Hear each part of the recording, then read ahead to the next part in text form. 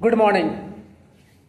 ये हमारा चैप्टर 2 है जिसका नाम है लॉस्ट स्प्रिंग और इसको लिखा गया है एनिज जंग के द्वारा इसको लिखा गया है। एंड इसको मैं हिंदी में बताऊँगा। यदि आपके पास बुक है तो आप उसको मिला सकते हो वहाँ पे, लेकिन मैं इसे हिंदी में पढ़ूँगा। कि बहुत सारे लोग शिकायत होती है कि मैं इसे कैसे समझूँ, फुल्ली इसको हिंदी में बता रहा हूँ और मुझे उम्मीद है कि आपको समझ में आ जाएगा हिंदी में बताने के बाद। तो इसमें जो लेखक कौन है? एनिज जंग। इसका जन्म 1944 ईस्वी में होता है। कहाँ पे? राउरकेला में। इसका जन्म 1944 ईस्वी में राउरकेला में होता है। इसके बाद ये आगे पढ़ने के लिए हैदराबाद और अमेरिका चले जाते हैं। हैदराबाद और अमेरिका चले जाते हैं, जहाँ से ये अपना शिक्षा पूरी करता है। उसके बाद इन्होंने जो बुक लिखा, जो कि हम लोग पढ़ भी रहे हैं, लॉस्ट स्प्रिंग, जो किताब में जो ये लिखा गया है, इसमें ये आधारित है बच्चों की गरीबी और उसके जो बच्चों के जो शोषण होता है उसके ऊपर आधारित है। यार इसकी जो मेन जो जितने भी कालता जो लिखा गया है कहानी और जो इसका पोएम है, ये इसी पर आधारित होता है। चलिए शुरू करते हैं जरा से देरी के। इसमें दो बच्चे हैं। इसमें दो बच्चे हैं, यानी कहता है दो कैरेक्टर पर एक कहानी आधारित है। पहला कैरेक्टर है साहेब और सेकंड कैरेक्टर है मुकेश। तो पहले हम बात करते हैं साहेब की। तो जो साहेब नाम की जो लड़का है, ये कूड़ा बीनता है। ये क्या बिचता है? कूड़ा चुनता ही। और ये दिल्ली में जो शहर है उसके नज़दीक एक सीमापुरी मतलब गांव है, वहाँ पे रहता है। कौन? साहेब। और वो जो इसका परिवार है, जो इसकी फैमिली है, ये बांग्लादेश की जो राजधानी है ढाका, वहाँ बहुत गरीबी रहती है। तो वहाँ गरीबी के कारण वहाँ से भाग जाता है और ये इंडिया पहुँच जाता है, यानी प्लान करके इंडिया आ जाता है। एंड कहता है जो साहेब जो है वो स्कूल जाना चाहता था, लेकिन कहता है स्कूल नहीं जाता है क्योंकि उसके आसपास में कोई स्कूल है नहीं। और उसके आसपास है वहाँ पे कोई स्कूल नहीं है जहाँ पे वो पढ़ सके। और उसका जो साहेब का जो है उसका पूरा नाम होता है साहेब ए आलम। क्या नाम होता है उसका पूरा नाम? साहेब ए आलम होता है पूरा नाम, जिसका अर्थ निकलता है संसार का मालिक, लेकिन खुद ही फकीर है।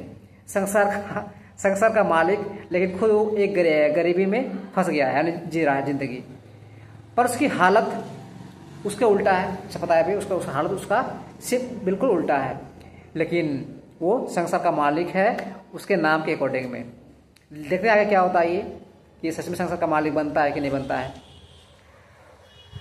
उसे मतलब जो वो बच्चा कालता साहेब जो है, वो जो कचरे में है उससे कालता बहुत सारी उम्मीद दिखाई देता है, यानी दिखता है उसमें कि कचरा एक खजाना है, वहाँ से बहुत सारे कुछ मिलेंगे हमें और कालता फिर मेरी लाइफ चेंज हो जाएगी। लेकिन रियलिटी में ऐसा होता नहीं है। उस फिल्मों में कालता है जो सपना है वहाँ पे ठीक रहता है, बाकी वो सही नहीं रहता है। तो ये हाल है साहेब की ज़िंदगी की। और लास्ट में जो साहब का क्या करता है, कचरा बुनते छोड़ के एक चाय की दुकान में काम करने लगता है। मतलब चाय का जो दुकान होता है वो वहाँ पे काम करने लगता है, और वहाँ पे उसे 800 रुपया और भोजन मिल लगता है, यानी खाना और कालता 800 रुपये जो उसका करता है भोजन के बदले से मिल लगता है। 800 रुपये और भोजन के बदले कालतों से मिलने लगता है। तो ये है। अब क्या हो गया, कचरे में कालता जाके कचरा चुनता था। अब यहाँ पे वो दिनमान वही ढाबा में क्या बोलते हैं दुकान में रहता है। और अब वो कालता फुल्ली कैद हो गया एक ही जगह में। अब वो आज़ाद नहीं रहा, अब खुद के मालिक नहीं रहा, और वो एक कर्मचारी बन गया उस दुकान का। जे पहले वो क्या था? बिजनेसमैन था, उसका बन गया एक एम्प्लॉय बन गया। अब आते हैं हम लोग सेकंड स्टोरी में। यानी इसका नाम क्या है? मुकेश नाम है जो सेकंड व्यक्ति है, सेकंड जो बच्चा है उसका नाम है मुकेश। जो मुकेश है ये फिरोजाबाद में रहता है। कहाँ रहता है ये? फिरोजाबाद में रहता है। जो जो फिरोजाबाद है, ये चूड़ी जो बनता है कालता उसके लिए फेमस है। यानी चूड़ी बनाने, या बोल सकते हैं कि चूड़ी बनाने वाले फैमिली से बिलोंग करता है, क्योंकि पूरा फिरोजाबाद वो चूड़ी बनाने के लिए फेमस है। इसलिए आप कह सकते हैं कि ये भी चूड़ी बनाने वाले फैमिली से बिलोंग करते हैं, और ये है भी, इसमें कोई गलत नहीं है। अब इसका सपना क्या है? इसका सपना है कि मैं मोटर मैकेनिक बनना है। क्या बनना है? मोटर मैकेनिक बनना है। इसका सपना ये है, यानी जो अपने जीवन है उस पर खुद का मालिक हो सके। जैसे कहता है उसका साहब का जो सपना था, अब जिसका मैंने निकालता है, लेकिन वो भी मालिक नहीं। यार यहाँ भी सेम अपोजिट है, यानी अपने नियंत्रण हो अपनी ज़िंदगी में, यहाँ पे वैसा होता नहीं है। जो फिरोजाबाद है, ये हर परिवार का, जितने वहाँ परिवार है, सब चूड़ी बनाने के काम में लग जाता है, या करता है। सब चूड़ी बनाने का काम करता है। कौन? फिरोजाबाद में हर एक फैमिली। अरे काम कैसे करता है? जब चूड़ी बनता है, कैसे बनता है? आपको बनता है एकदम हरा पीला, एकदम मोर डिजाइन, लेकिन जहाँ बनता है वहाँ बच्चे, कौन बनता है? बच्चे अंधेरे कमरे में, जो कमरे है वो अंधेरा है, वहाँ पे जो बच्चा है बिना रोशनी के, जो कहता है वो जहाँ बनता है गर्म जो भट्टियाँ होती है वहाँ पे काम करते हैं। यानी बिना रोशनी के गर्म भट्टियों में बच्चे काम करते हैं अंधेरे कमरे में। सोच लो, कभी क्या होता है कि वो आँखों की रोशनी खोदते हैं। आँखों रोशनी को क्यों खो देते हैं? जो गर्म जो भट्टी जा वहाँ पे वहाँ से कहता है वो लावा जो वो छिलकता है। जब छिलकता है तो शरीर में कहीं भी लग सकता है। कभी क्या होता है कि वो हमारे आँख में भी चले आते हैं, जिससे कहता है रोशनी खो जाती है। लड़कियाँ आप चूड़ी बनाती हैं, इसमें सिर्फ लड़के नहीं है, लड़कियाँ आप चूड़ी बनाती है। पर उसके जो कहता है, जो सामाजिक कहता है उसका अर्थ से कहता है उसको अनजान है। जो सामाजिक जीवन है उससे वो अनजान है कि और क्या क्या यहाँ पे है, क्या हमारा राइट है। जो फिरोजाबाद के जो गरीब लोग हैं, वो कहता है जातिवाद इंडिया में तो चल ही रहा है, और इसके बाद कौन है? सेकंड, बिचौलियों का शिकार है, इंडिया में ही है। या तो हमें नेता ले डूबता है, या फिर हमें अपनी राइट पता नहीं है, या और जातिवाद, ये सब कहता इंडिया में फेमस है।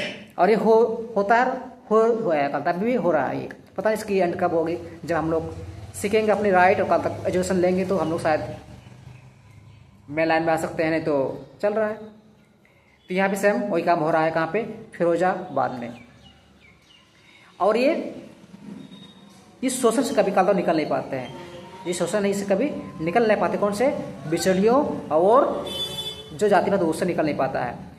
तो उससे लगता है कि यही उसका भाग्य है। आजकल जो गरीब आदमी है या काल जो बड़े हैं, वो सोच लेता है कहीं मेरा भाग्य है, अब यहाँ से मुझे कालता है, यही मेरा कर्तव्य है और यही हम काम करेंगे, शायद यही मेरा कर्म है, यही मेरा भाग्य में लिखा हुआ है, इसके अलावा मैं कुछ नहीं कर सकता। लेकिन जो मुकेश है इस परंपरा को तोड़ना चाहता है। जो मुकेश है इस परंपरा को तोड़ना चाहता है, और वो सीखने के लिए गैरेज तक पैदल चलने को भी तैयार है। और सीखने के लिए जो गैरेज है वहाँ तक वो पैदल चलने को भी तैयार है। तो ये था स्टोरी साहेब और मुकेश की। अब ये स्टोरी हमें क्या संदेश देना चाहती है? ये स्टोरी हमें ये संदेश देना चाहती है, जो गरीबी है, जो शोषण है, जो परंपराएं हैं, बच्चों के जो बचपन चाट लेता है, पता है ना, गरीबी तो क्या बोलता है, शोषण तो क्या बोलता है, जो ये जो कहता है कल्चर जो हम लोग का, ये हमारे जो बचपन का जो एक बहुत ही मूल्यवान समय होता है, ये हमें ख़त्म कर देना कहते ये उसमें लग जाता है।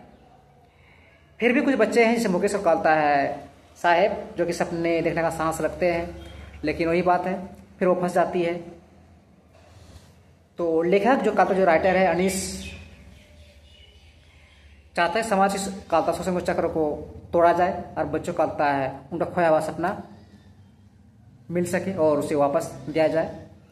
तो ये है दोनों बच्चे में। आई होप आपको ये स्टोरी पसंद आई होगी, और आप जो कर रहे हैं उसमें कहता आप जो गरीबी कहता उसको काम यदि करना पसंद नहीं है, वहाँ से आप निकलेंगे बाहर और एक अपना सपना है उसको पूरा करेंगे। Thank you so much. Have a nice day.